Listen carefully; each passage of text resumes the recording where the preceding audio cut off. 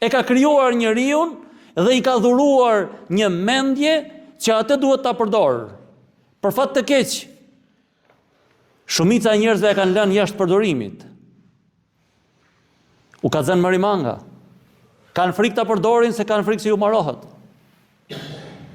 Disa e kanë marrë si armik.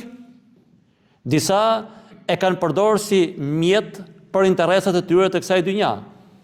E disa të tjerë, duke i kërkuar Allahut udhëzim, kanë gjetur udhëzimin. Ibrahimi a.s. e gjeti udhëzimin duke logjikuar dhe duke menduar.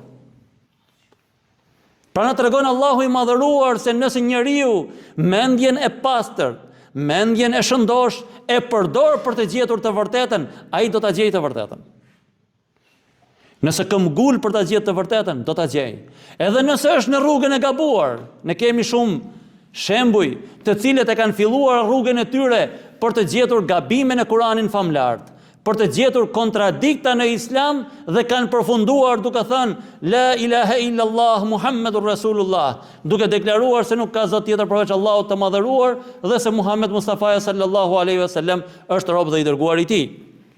Pra nëse e përdor këtë mendje njeriu në mënyrë të shëndosh ashtu siç e ka dhuruar Allahu, ai nuk do të ketë rrugë tjetër vetëm se të dalë aty ku Allahu i madhëruar dëshiron.